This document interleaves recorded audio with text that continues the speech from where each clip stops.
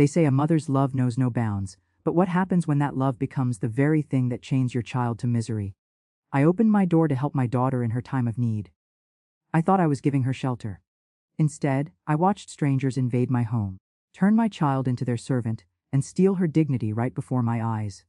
It took finding her sobbing over a mountain of their dirty laundry at midnight for me to realize the terrible truth: my kindness had become her prison. And in that moment, I knew exactly what I had to do. Before I begin my story, let me know in the comments where you are listening from and what time it is. I just want to know I'm not alone in this. And if you feel moved by what you hear, consider subscribing. It helps more people become aware of the reality of family abuse. Now let me tell you what really happened. My name is Margaret Thompson, but everyone calls me Maggie. I'm 68 years old, and for most of my life, I thought I understood what it meant to be a good mother. I raised my daughter Sarah with love, discipline, and the kind of values my own mother taught me.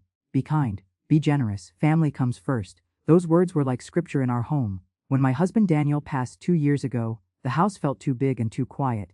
Every room echoed with memories of him. The kitchen where he'd make his terrible coffee every morning. The living room where he'd fall asleep watching the evening news.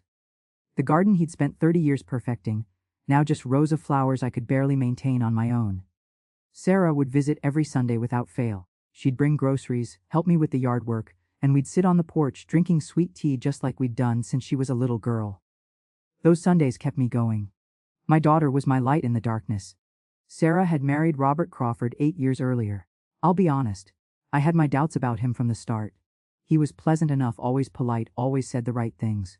But there was something missing in his eyes. A weakness, maybe. Or perhaps just an absence of the kind of backbone a man needs to stand up for what's right. His mother Diane was another matter entirely. That woman could suck the joy out of a room just by walking into it. She had opinions about everything. How Sarah dressed, how she kept house, why they didn't have children yet, what Sarah should cook for dinner. And Robert. He'd just nod along like one of those bobblehead dolls, never once telling his mother to mind her own business. But Sarah seemed happy enough, or at least that's what I told myself. She'd laugh off Diane's comments, change the subject when I'd ask if everything was all right at home. I should have pushed harder. I should have seen the cracks forming. It was a Tuesday in March when Sarah called me.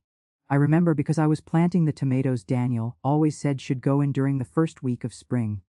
Her voice sounded strained, tired in a way that had nothing to do with lack of sleep. "Mama," she said, and I could hear her swallowing hard. "Can I come over? I need to talk to you about something." 20 minutes later, she was sitting at my kitchen table, her hands wrapped around a mug of chamomile tea she wasn't drinking. Robert was beside her, looking at the table like it held the answers to the universe. "We're in a bit of trouble, Mrs. Thompson," Robert said, and I noticed he couldn't meet my eyes. "I made some bad investments. The market took a turn and, well, we're going to lose the house." My heart sank. Not because of the money, I'd survived worse, but because of the defeat I saw in my daughter's face. "We've been trying to figure out what to do," Sarah added quietly. "We can't afford rent anywhere decent, and with both our jobs we can make it back eventually. We just need some time to recover." I didn't even hesitate. "You'll stay here?" "Mama, we couldn't. This house has 3 bedrooms sitting empty," I said firmly. "Your father and I built it for family. You're my family. You'll stay here until you get back on your feet." End of discussion.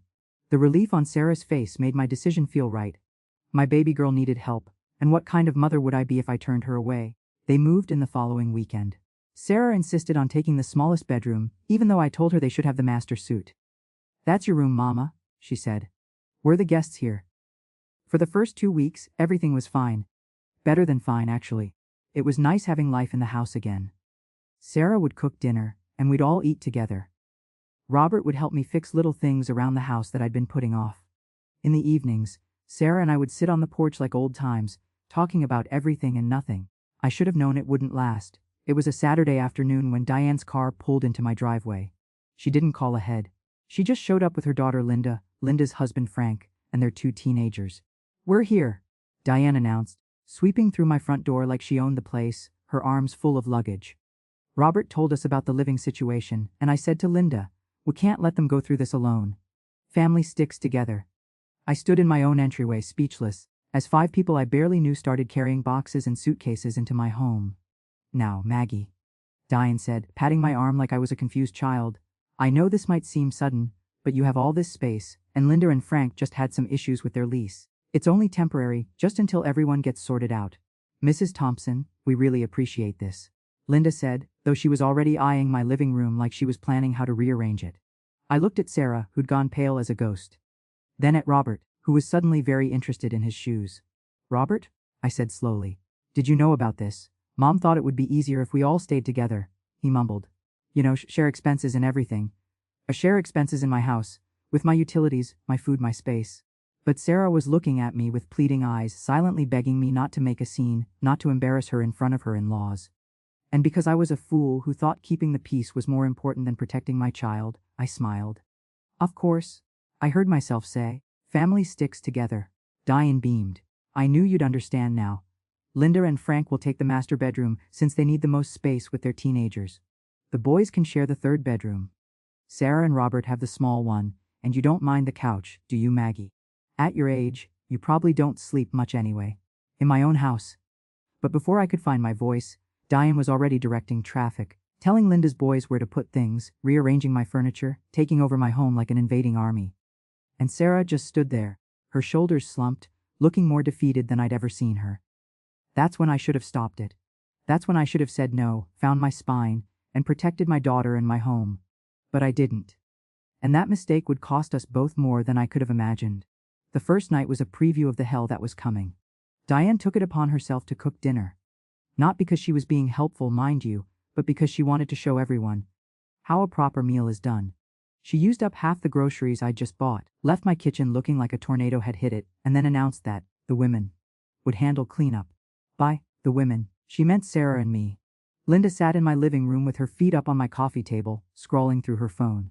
Her boys had already taken over the TV, blasting some violent video game so loud I could feel it in my chest.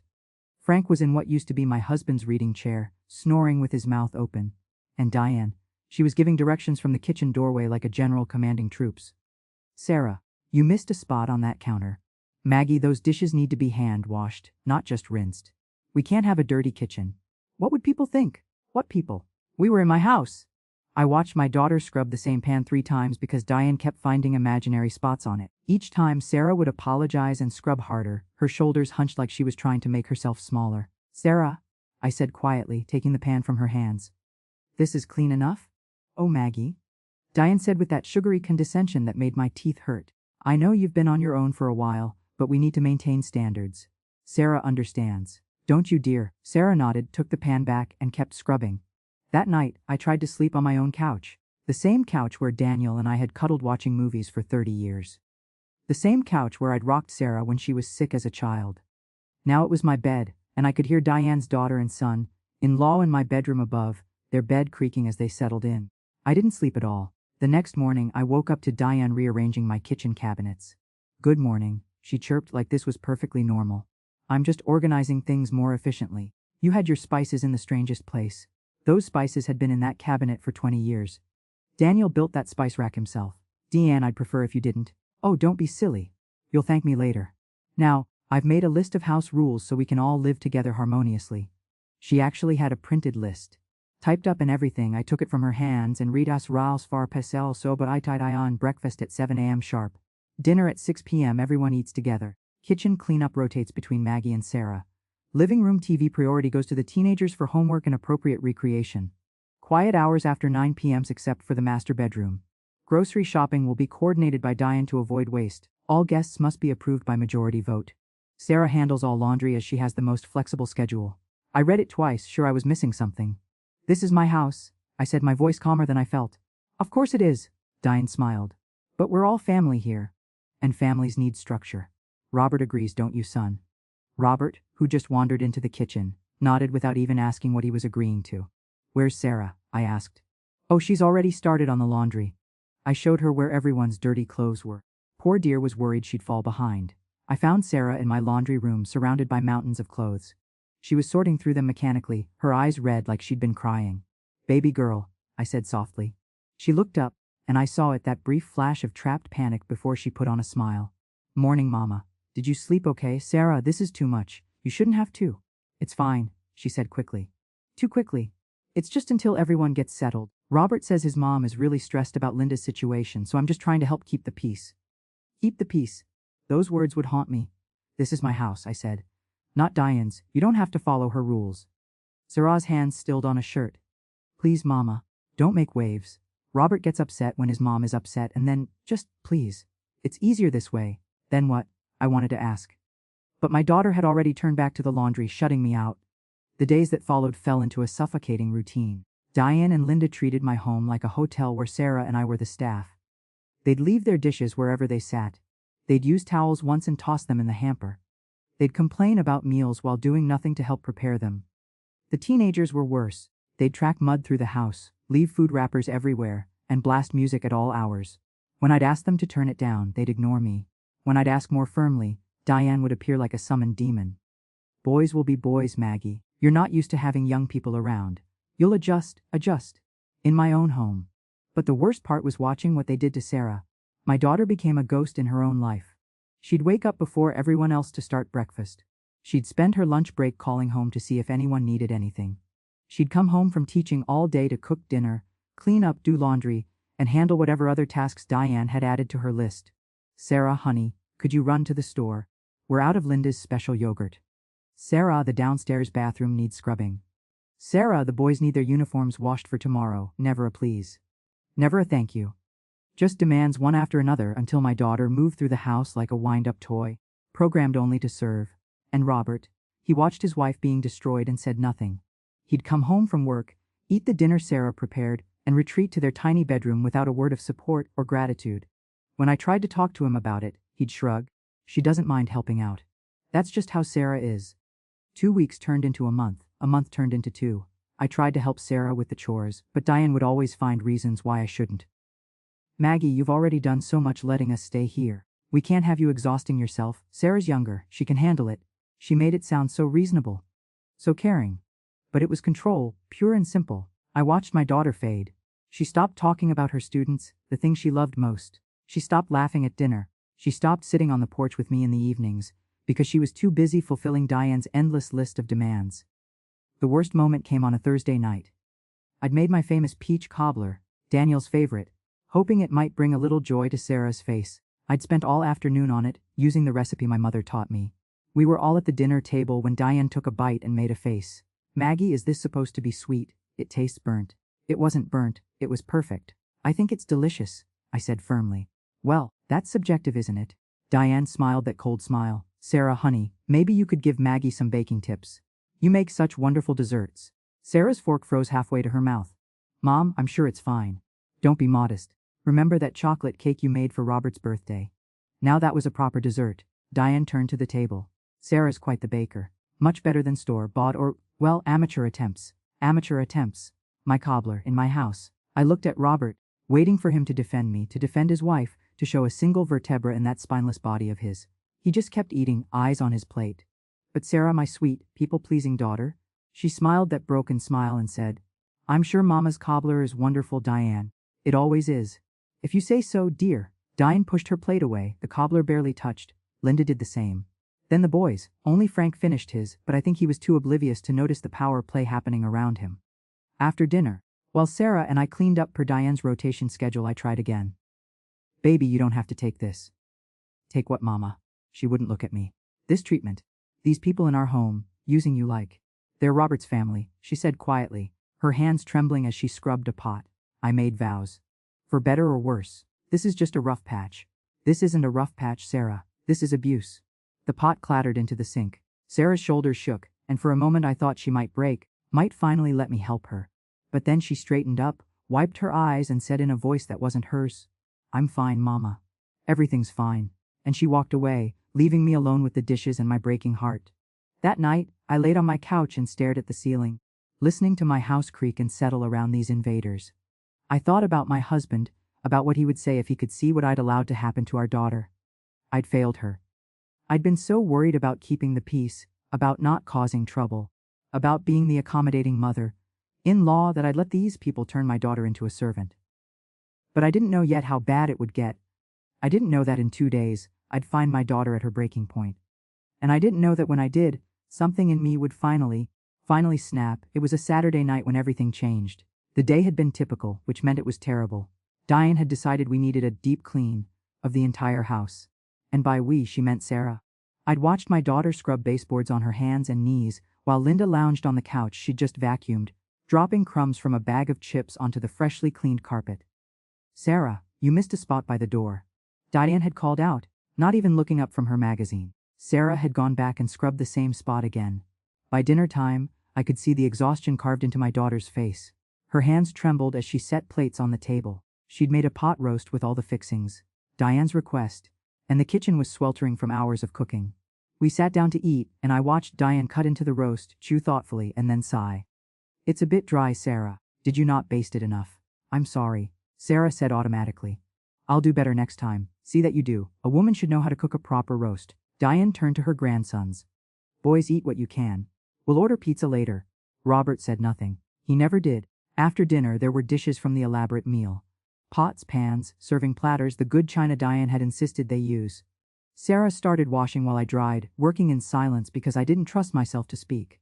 "I'm going to lie down for a bit, Mama," Sarah said when we finished, her voice barely above a whisper. "I have a headache." She disappeared into the small bedroom she shared with her useless husband, and I stood in my kitchen feeling absolutely helpless. The evening wore on. I tried to read in my bedroom, the one Diane had so generously returned to me after I'd insisted, begged. But I couldn't focus. Something felt wrong. A mother knows. Around 11 o'clock I got up to get some water. The house was dark and quiet. Everyone had gone to bed. But as I passed the laundry room, I heard it, crying. Soft, broken sobs that sounded like they were being torn from someone's chest. I pushed open the door and found my daughter sitting on the floor, surrounded by mountains of laundry. She had a basket of whites in front of her, but she wasn't washing them. She was just sitting there holding one of Robert's shirts, crying like her heart was breaking. "Sarah." She looked up, and what I saw in her face made my blood run cold. This wasn't just sadness. This was defeat.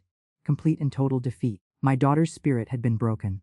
"Mama," she whispered, "I can't do this anymore." I was on the floor beside her in seconds, pulling her into my arms. She collapsed against me, sobbing so hard her whole body shook. "I'm so tired," she gasped between sobs. "I'm so tired. I teach all day and I come home to this. I can't keep up. There's always more laundry, more dishes, more demands. Diane wants this, Linda needs that, the boys expect this. And Robert? What about Robert?" I asked, though I already knew. "He doesn't see it. When I try to talk to him, he says I'm overreacting. He says his mom is just trying to help. He says I should be grateful they're all here to support us through this hard time."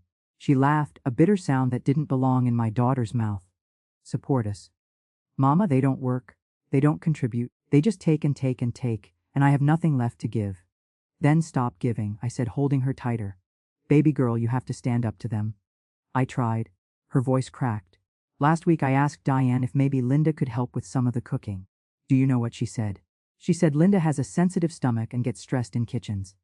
Then she patted my hand and said I was doing such a wonderful job, she wouldn't dream of taking that away from me." "And Robert?" Sarah was quiet for a long moment. When she spoke again, her voice was dead. "Yesterday I told Robert I needed help. I said I was drowning. Do you know what he said?" She pulled back to look at me, her eyes red and swollen. "He said, 'Sarah, you're embarrassing me. My family is going through a hard time and you're being selfish. My mother raised 4 kids by herself. You can't handle a little housework.'" I felt something crack open inside my chest. A rage so pure and hot that I could barely breathe through it. "He called you selfish." My voice came out deadly quiet. "He said I was trying to make his family feel unwelcome. That I was being difficult on purpose because I've never liked his mother." Fresh tears spilled down her cheeks. "Mama, I tried so hard to like her. I tried so hard to be a good daughter, in-law, a good wife. But nothing I do is ever enough. I'm never enough." "You stop that right now," I said fiercely, gripping her shoulders. "You are more than enough. You are everything. Do you hear me?" "Then why doesn't he see it?" she whispered. "Why doesn't my own husband see what they're doing to me?" "Because he's a coward," I wanted to say. "Because he's weak and selfish and doesn't deserve you." But my daughter was breaking, and she needed me to be strong. "How long has this been going on?" I asked. "And don't you dare lie to me." Sarah looked down at the laundry, running her hand over Robert's shirt like it held the answers. "It started before we moved here," she admitted. "Diane would call every day with things she needed. 'Sarah, can you pick this up for me? Sarah, can you come over and help me with that?' And Robert would insist I go because that's what family does. But when my work got busy and I couldn't always drop everything, she started saying I was cold, distant, that I'd changed since we got married, manipulative." I said. "Then we lost the house, and Diane said we should all live together. She said it would be healing for Robert to be close to his family during such a stressful time. But Robert didn't ask me. He just told me that's what we were doing. And when I said I wasn't comfortable with that, he said I was being divisive. The picture was becoming clearer and I hated every inch of it. And coming here? I suggested it, Sarah said miserably. I thought if we stayed with you, at least I'd have one person on my side. But then Diane and everyone else showed up, and it got so much worse. Because now I'm failing at being a good daughter-in-law and failing at being grateful for your generosity. Diane tells Robert I'm complaining, and Robert tells me I need to try harder. It's like I'm drowning, and everyone's just watching, telling me I'm not swimming correctly. She buried her face in her hands. I don't know who I am anymore, Mama. I look in the mirror, and I don't recognize myself. I'm not a teacher. I'm not your daughter. I'm just their maid, their servant. And I'm so tired of trying to prove I'm worthy of basic respect. My heart shattered into 1,000 pieces. This was my baby. My little girl who used to believe she could do anything, who would stand up to playground bullies, who graduated top of her class and became a teacher because she wanted to make a difference. And these people had taken that bright, beautiful spirit and crushed it underfoot. I want to leave him. Sarah whispered, so quiet I almost didn't hear it. I know I shouldn't say it. I know divorce is wrong, but Mama, I can't breathe anymore. I can't live like this. But I have nowhere to go. No savings because it all went into Robert's investments. I'm trapped. You're not trapped, I said firmly. You're here. With me. In my house. But they're here too. Not for long. Sarah's head snapped up. Mama, what? I should have done this 2 months ago, I said, standing up and pulling her with me. I should have protected you the second they walked through that door, but I was worried about keeping the peace, about not causing problems. Well, I'm done with peace. These people have taken advantage of my kindness, abused my daughter, and disrespected my home for the last time. Mama, please. Sarah grabbed my arm, panic in her eyes. Don't make a scene. Robert will be furious and Diane will. I don't care what Diane will do. I cupped my daughter's face in my hands. Baby girl, I love you more than anything in this world. More than this house, more than keeping the peace, more than any relationship with in-laws who don't deserve the title. You are my priority. You have always been my priority. And I will not stand by for one more second while these people destroy you. But where will they go? That's not my problem. And it's not yours either.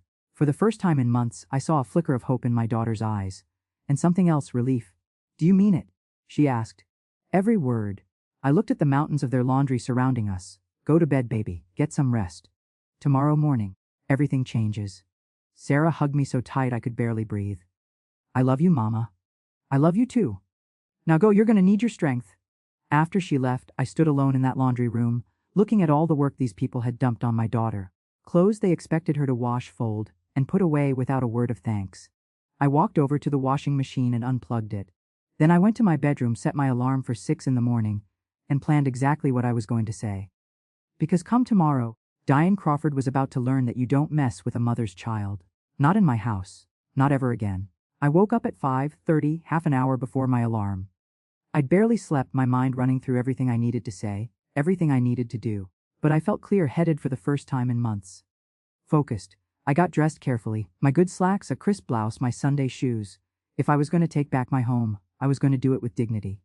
By 6 o'clock I was in the kitchen making coffee. My coffee, the way Daniel taught me, strong and black. I sat at my kitchen table, the one my husband built with his own hands, and waited. Diane came down first, as I knew she would. She was always up early, prowling through my house like she owned it. Oh, Maggie, you're up, she said, heading straight for the coffee pot. I was going to make breakfast for everyone. Sarah usually does it, but the poor dear looked so tired last night. I suppose I can manage. She poured herself a cup of my coffee without asking, then opened my refrigerator and started pulling things out. There are only 6 eggs left, she said with disapproval. Didn't Sarah go shopping yesterday? We'll need at least a dozen for everyone. And we're low on bacon too. Frank loves his bacon in the morning. Maggie, you really need to keep better track of the groceries. I took a slow sip of my coffee and said nothing. Diane started cracking eggs into a bowl, still talking. I was thinking we should establish a household budget. Pool our resources, you know. Of course, since it's your house, you'd contribute the most, but we can all chip in for food and utilities. It only makes sense. I'm sure Sarah can work out a fair system. She's good with numbers. Diane, I said quietly. She kept whisking the eggs. Yes, Maggie. Put the eggs down and sit. Something in my tone made her pause. She turned to look at me, the whisk still in her hand, confusion on her face. I'm making breakfast? No, you're not. Sit down. Diane laughed, but it was uncertain. Maggie, I don't know what's gotten into you this morning, but, sit down. She sat, her smile fading as she studied my face. Something wrong, Les, I said, setting my coffee cup down with deliberate care. Something is very wrong, and it ends today. Before Diane could respond, Linda appeared in the doorway, her hair wrapped in a towel. What's all the noise? Some of us are trying to sleep. Sit down, Linda, I said. You'll want to hear this too. Excuse me. Linda looked at her mother, then at me. I don't appreciate your tone. And I don't appreciate you living in my house rent-free while treating my daughter like your personal servant. Sit down now. Linda's mouth fell open, but she sat. Frank stumbled in next, drawn by the tension. Then the teenage boys, looking confused and half asleep. Finally, Robert appeared, with Sarah behind him. My daughter looked terrified. What's going on? Robert asked. Mom. Diane straightened in her chair. I'm not entirely sure. Maggie seems to be having some sort of episode. I'm not having an episode, I said calmly. I'm having a moment of clarity. Everyone sit. They all found chairs around my kitchen table. Sarah tried to stay standing near the door, but I gestured to the empty seat beside me. You too, baby. Sit next to me. She did, and I reached over and took her hand. It was trembling. I looked around the table at these people who'd invaded my home, my life, my daughter's peace. And I began. 2 months ago, I opened my door to my daughter and son-in-law because they needed help. I did what any mother would do. I offered them shelter, food, and support during a difficult time. That invitation was for Sarah and Robert, no one else. Diane started to speak, but I held up my hand. I'm not finished. What happened next was that the rest of you decided to move yourselves into my home without my permission. Diane, you announced your arrival like it was a foregone conclusion. Linda, you took over my master bedroom without asking. And all of you, every single one of you, have treated my home like a hotel and my daughter like the staff. No, wait just a minute. Frank started. No, you wait. You've been waiting on my daughter for 2 months. Now you'll wait on me to finish speaking. I turned to Diane. You made rules for my house. My house. You rearranged my kitchen. You criticized my cooking. You've given my daughter orders like she's your servant from morning until night. You've taken every ounce of her energy and given nothing back. I was trying to help, Diane said, her voice rising. Someone needed to bring order to this chaos. The only chaos here is the chaos you created. I looked at Linda. You've done nothing but lie on my couch, eat my food, and leave your messes for Sarah to clean. You have 2 working hands and a mouth that works just fine for complaining, but I've never once seen you wash a dish or do a load of laundry. Linda's face turned red. You have a sensitive entitlement problem. I turned to the teenage boys. And you too. I don't care whose grandchildren you are. This is my home. You will respect it. You will not ignore me when I speak to you. You will not treat your aunt like a maid. And you will definitely not blast your music at all hours like you're the only people who exist. The boys looked at their mother, who was opening and closing her mouth like a fish. Then I looked at Frank. You're the only one who's been halfway decent. But decent isn't enough when you sit by and let your wife and sons treat people like garbage. Finally, I turned to Robert. And you? I said, my voice dropping. You are the biggest disappointment of all, Mrs. Thompson. I don't think. That's right. You don't think. You don't think about your wife. You don't think about what your family is doing to her. You don't think about standing up to your mother or protecting the woman you vowed to love and cherish. Robert's face went white. I've been under a lot of stress. Stress. I felt my voice rising despite my best efforts to stay calm. Your wife has been drowning and you've been watching her sink. Do you know I found her last night, at midnight, crying on the floor of the laundry room because she's so exhausted and broken that she can't function anymore. Sarah's hand tightened on mine. That's a bit dramatic, Diane interjected. Sarah's just tired. We're all tired. That's what happens when families live together. Last night, I continued, ignoring Diane, my daughter told me she doesn't recognize herself anymore. She said she feels like a servant in what should have been her safe place. She said she's so tired that she can't think straight. And do you know what she told me when I asked her why she doesn't stand up to you people?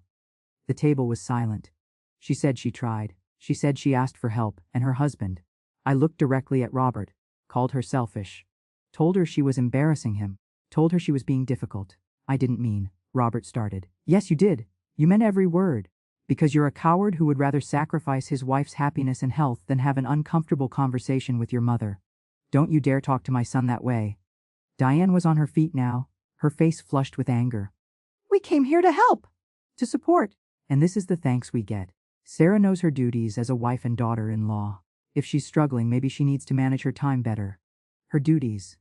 I stood up too, matching Diane's energy. Her duty is to teach children, which she does beautifully. Her duty as a wife is to be a partner to her husband, not a slave to his family. And her only duty to you is basic courtesy, which you've repaid with abuse. Abuse? Diane gasped like I'd struck her. How dare you?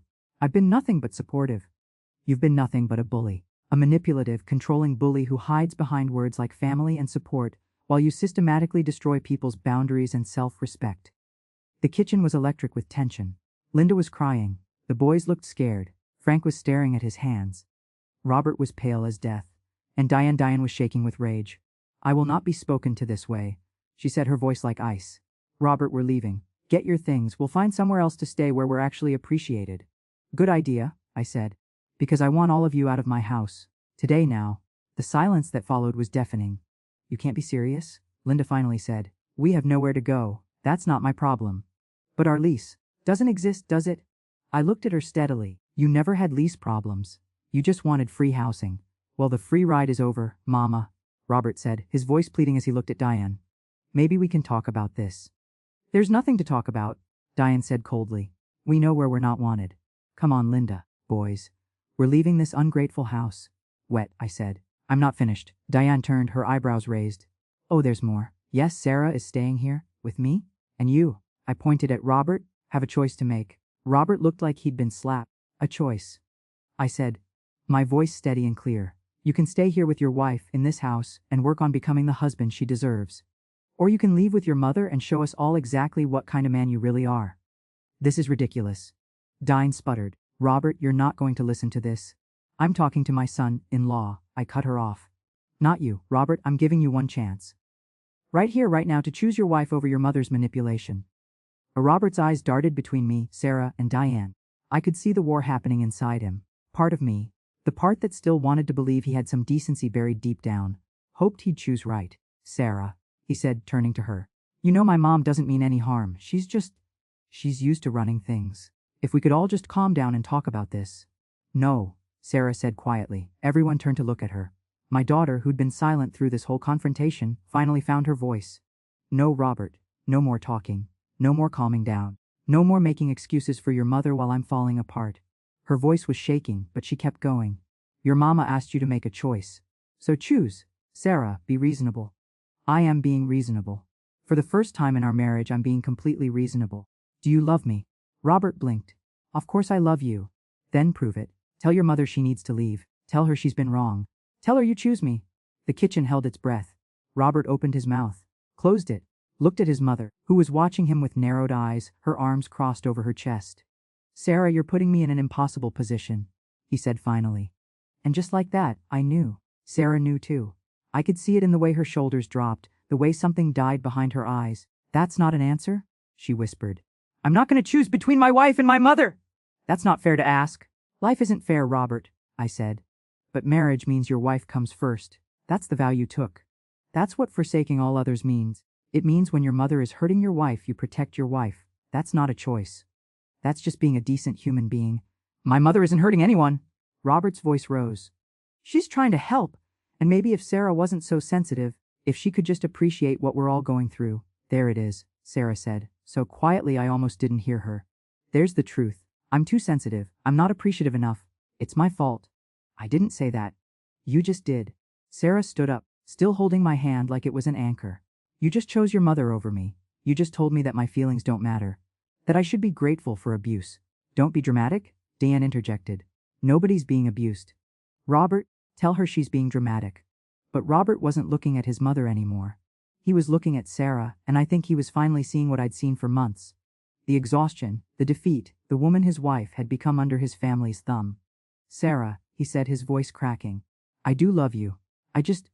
My family is going through a hard time, and I thought you'd understand. I understand perfectly, Sarah said. I understand that your family will always come first. I understand that no matter how hard I try, no matter what I sacrifice, it will never be enough. I understand that you don't have the spine to stand up for me. That's enough. Diane slammed her hand on the table. I will not stand here and listen to my son being attacked in this way. Robert, get your things. We're leaving. Sarah can stay here with her bitter, lonely mother and think about what she's throwing away. Watch your mouth, I said, my voice dangerously quiet. You're in my house, and you'll speak respectfully or I'll remove you myself. Diane laughed, sharp and mean. You and what army, Maggie? You're an old woman. You can't make us do anything. You want to bet. I pulled out my phone and started dialing. What are you doing? Linda asked nervously. Calling the police. You're trespassing, and I want you removed from my property. You can't do that? Diane's confident mask cracked. We're family. You were guests who overstayed your welcome. I'm the homeowner, and I'm telling you to leave. That makes you trespassers. I put the phone to my ear. Wet? Frank finally spoke up, standing quickly. Linda, boys, get your things. Now, Frank, we can't just… Now, Linda, there was steel in his voice I'd never heard before. This woman opened her home to us, and we've taken advantage. I'm not getting arrested because you and your mother can't admit when you're wrong. But where will we go? Linda was crying again. We'll figure it out. But we're not staying where we're not welcome. He looked at me. Mrs. Thompson, I apologize. For all of it. You've been more than generous, and we've been terrible. Give us 30 minutes to pack. You have 15, I said. Understood. Frank herded his stunned sons toward the stairs. Diane was staring at me with pure hatred. You're making a mistake. Robert, tell her. Tell her she's tearing this family apart. Robert looked absolutely lost. He turned to Sarah. Are you really going to let her kick my family out onto the street? Sarah stared at her husband for a long moment. When she spoke, her voice was calm. Final. Your mother said you were leaving. So leave, Sarah. You made your choice, Robert. When you couldn't tell your mother she was wrong, when you called me sensitive and dramatic, when you defended her instead of protecting me. You chose. I'm not leaving without you, Robert said desperately. You're my wife. Then act like I'm your wife! Sarah's composure finally cracked. Tell your mother to apologize to me! Tell her she's been cruel and controlling. Tell her she needs to treat me with respect. Say it, Robert, right now, in front of everyone. Robert's mouth opened and closed. He looked at his mother, who was glaring at him with a look that clearly said, don't you dare. And he didn't. I can't, he whispered. Sarah's laugh was broken. You can't. Of course you can't. Because you're more afraid of disappointing her than losing me. That's not true. Get out, Robert. Sarah, please. GTO. Sarah's voice rang through the kitchen, strong and clear and done. Get out of my mother's house. Get out of my life. I am done being last place in my own marriage. I am done making myself small so your mother can feel big. I am done apologizing for wanting basic human decency. Out. Robert stood there, tears running down his face. You don't mean that. I've never meant anything more in my life. We can go to counseling. We can work this out. The only thing we need to work out is a divorce. The word hung in the air like a bomb. Diane gasped. Over this? Sarah, you're being hysterical. You made sacred vows. And so did he, Sarah said, not taking her eyes off Robert. He vowed to forsake all others.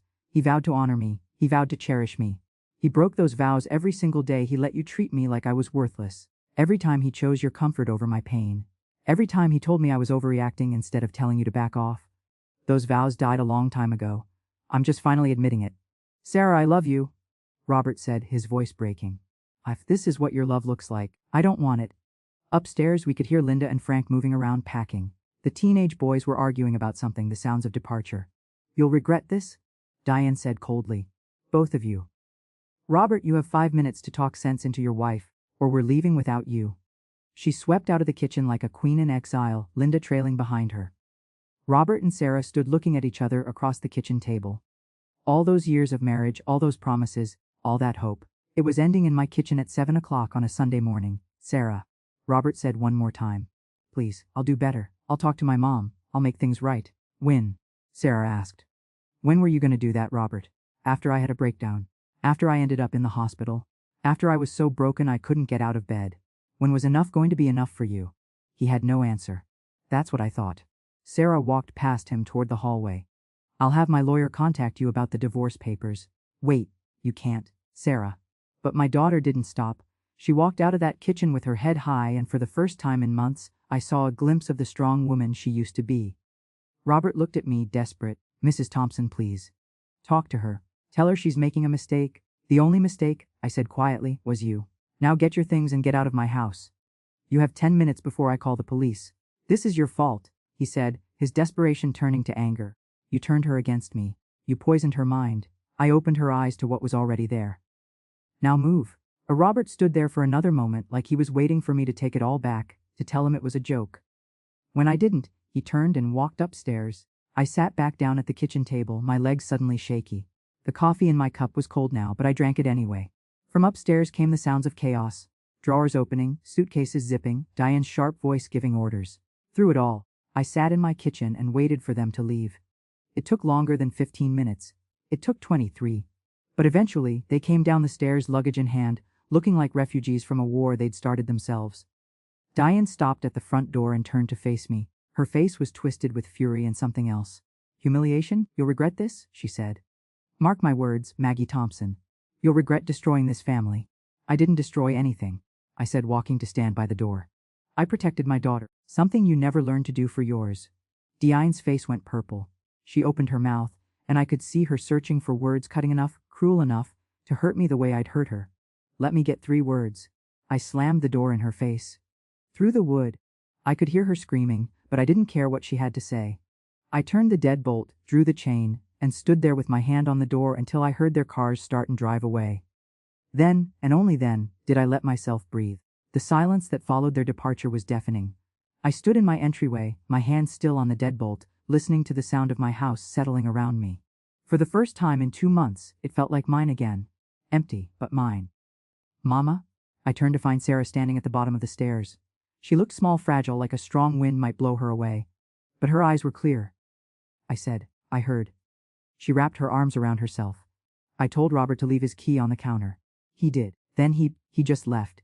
I'm sorry, baby. Don't be. Sarah walked into the living room and sank onto the couch. My couch, the one I'd been sleeping on for 2 months. I am, but I'm also relieved. Is that terrible? No, sweetheart. That's honest. I sat beside her, and we stayed there in silence for a long moment. Outside, the sun was coming up properly now, painting the living room in soft gold light. It was going to be a beautiful day. I can't believe I actually said I wanted a divorce, Sarah said finally. I've thought it 100 times these past few months, but saying it out loud. Mama, I'm going to hell, aren't I? You're not going to hell for choosing yourself. The church says. The church also says to honor your mother and father. Robert's mother dishonored you every day you lived under this roof. The church says husbands should love their wives as Christ loved the church. Did Robert sacrifice anything for you? Did he protect you? Did he cherish you? Sarah's eyes filled with tears. No. Then you're not breaking vows that were already broken. You're just finally admitting they were. She leaned her head on my shoulder, and I stroked her hair like I did when she was little and had nightmares. What do I do now? She whispered. I don't know how to be divorced. I don't know how to be alone. You're not alone, you have me. But what about money? The lawyer fees. I can't afford. We'll figure it out. I squeezed her hand. Your father left me better off than you know. We're not rich, but we're comfortable enough. You focus on healing. I'll handle the rest. I can't let you pay for my divorce. Sarah Louise Thompson Crawford, you listen to me. I turned to face her fully. You are my daughter, my only child. You are the best thing I ever did in this life. And if I can't use my money to help you escape an abusive marriage, then what good is it? It wasn't abusive, Sarah said automatically. He never hit me. He never called me names. Abuse isn't always physical, baby.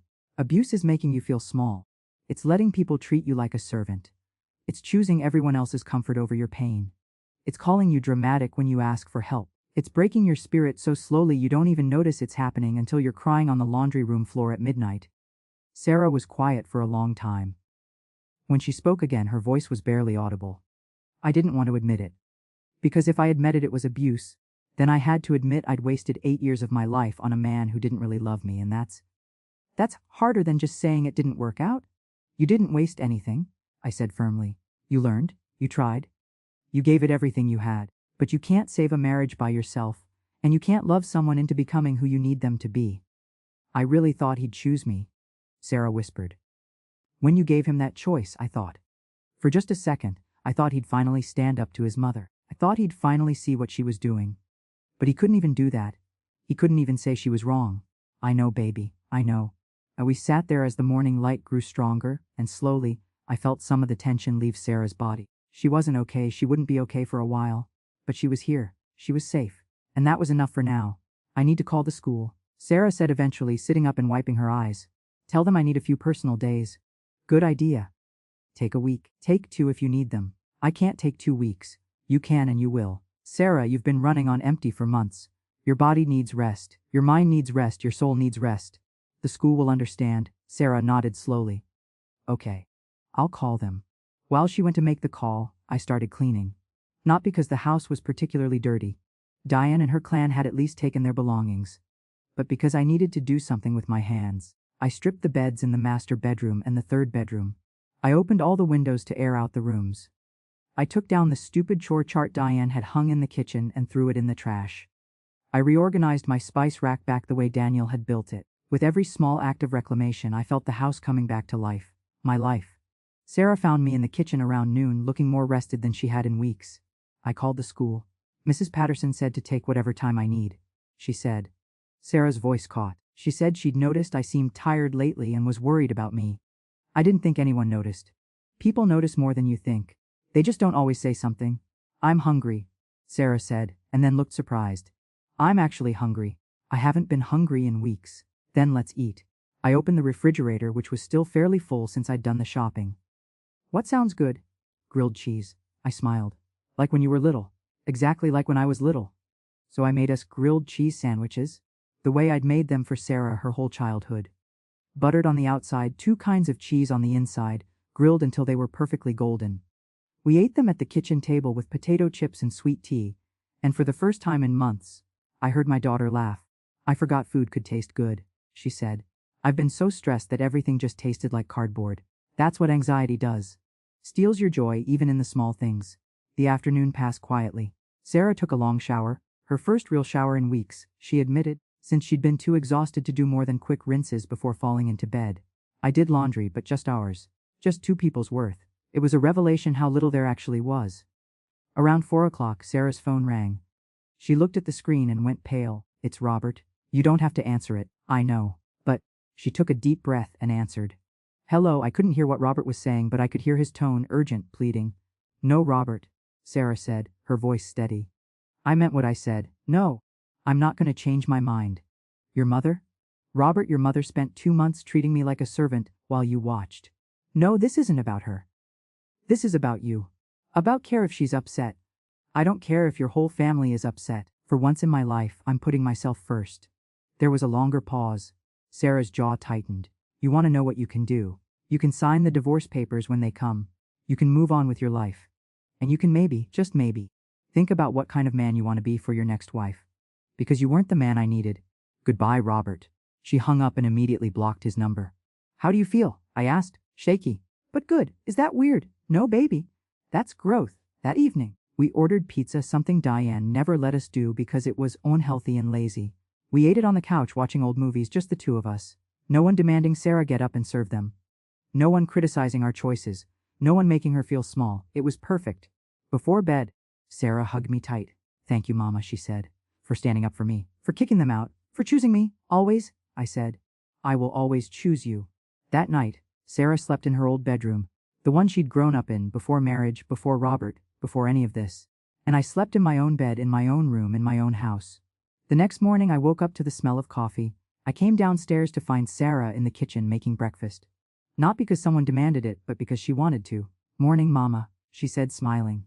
Really smiling. I made your favorite. Pancakes with pecans. We ate breakfast together as the sun streamed through the kitchen windows, and I realized something important: we were going to be okay. It wouldn't be easy. Sarah would have hard days ahead. There would be grief for the marriage she'd hoped for, anger at the years she'd lost, fear about starting over at 35. But she wouldn't face any of it alone. And neither would I. We had each other. We had this house. We had a future that was ours to write however we wanted. The phone rang around 10 that morning. I didn't recognize the number, but I answered anyway. Is this Margaret Thompson? A woman's voice asked. Yes. This is Officer Patricia Martinez with the County Sheriff's Department. I'm calling because we received a complaint from a Diane Crawford regarding an unlawful eviction. My stomach dropped. Of course Diane would try this. Officer, those people were guests in my home who overstayed their welcome. I asked them to leave and they did. There was no eviction. They were never tenants. That's what I figured, but I have to follow up on all complaints. Did they pay you any rent? Not a dime. Did you have any written agreement with them? No. They showed up unannounced and uninvited.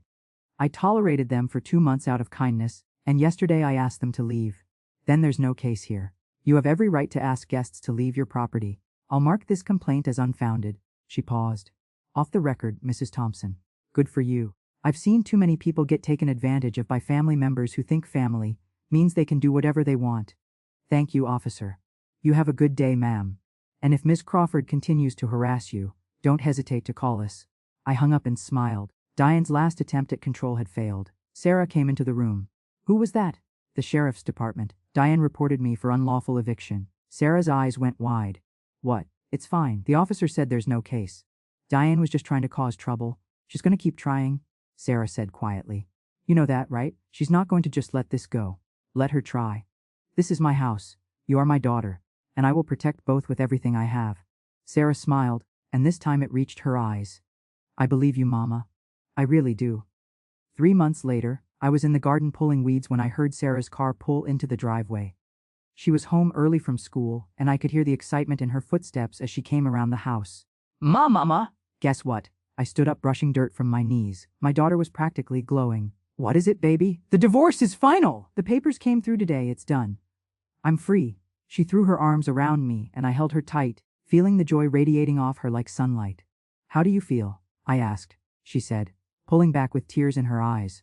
Like I can finally breathe all the way. Is that wrong? Should I be sad? You feel however you need to feel. There's no wrong way to process this. The past 3 months had been a journey. Not an easy one, but a necessary one. The first few weeks after Diane and her family left had been the hardest. Robert had called and texted constantly, alternating between begging Sarah to come back and blaming her for ruining his life. Diane had tried calling me twice, both times to tell me I was a terrible mother for encouraging Sarah to divorce her son. I'd blocked her number after the second call. Then came the lawyers. Robert had contested the divorce at first, claiming Sarah was being influenced by me and wasn't thinking clearly. But when Sarah showed up to the first mediation session with documentation of their finances, proving that Robert had indeed lost their house through risky investments he'd made without consulting her, and when her lawyer calmly explained the definition of financial abuse and emotional neglect, Robert's lawyer had advised him to settle. The terms were simple: no alimony on either side, a clean split of what little assets remained. Robert kept his car and his debts. Sarah kept her car, her teaching income, and her freedom. The house they'd lost was gone anyway, foreclosed on 2 months after they'd moved out of it. Through it all, Sarah had grown stronger. Not overnight, healing never happens overnight, but gradually, like a flower unfurling toward the sun. She'd started seeing a therapist, Dr. Chun, who specialized in family trauma and emotional abuse. At first, Sarah had been resistant to calling it abuse. But Dr. Chen had helped her see the patterns, the isolation, the constant criticism, the way Robert and his family had systematically broken down her sense of self-worth. It's called coercive control, Sarah had told me after one session. They made me feel like I was crazy for having needs. Like wanting basic respect was asking too much. Dr. Chen says that's textbook emotional abuse. Watching Sarah reclaim herself had been like watching a resurrection. She'd started small, sleeping in on Saturdays instead of waking up early to clean. Saying no when she didn't want to do something. Eating what she wanted without worrying if someone would criticize her choices. Then the changes got bigger. She'd gotten a haircut. Something short and stylish that she'd wanted for years, but Robert had said made women look too masculine. She'd started wearing colors again, bright reds and yellows that had been banned from her wardrobe because Diane said they were too attention-seeking. She'd reconnected with old friends she'd drifted away from during her marriage. Turns out, Robert's family had monopolized so much of her time and energy that she'd stopped making plans with anyone else. Now her calendar was full of coffee dates and movie nights and book club meetings. And her teaching? It had transformed. Without the constant exhaustion and stress, Sarah had rediscovered her passion for education. She'd started an after-school reading program that had become so popular the school was considering making it permanent. She came home every day with stories about her students, her eyes bright with purpose. I forgot how much I love this, she'd told me just last week. I forgot that I'm good at something, that I have value beyond keeping a house clean or making sure everyone else is comfortable. But the best change, the way she carried herself. My daughter walked with her head high again. She laughed freely. She spoke her mind without apologizing. She'd stopped making herself small to fit into someone else's expectations. She was Sarah again. Fully, completely, beautifully Sarah. Now standing in the garden with the divorce papers finally signed. She looked more at peace than I'd seen her in years. Let's celebrate, I said. Where do you want to go for dinner? Actually, Sarah said, a mischievous smile crossing her face. I was thinking we could cook together. Make something fun. Maybe that lemon chicken you used to make when I was little. The one that takes 3 hours. That's the one? We have time, don't we? No one's rushing us.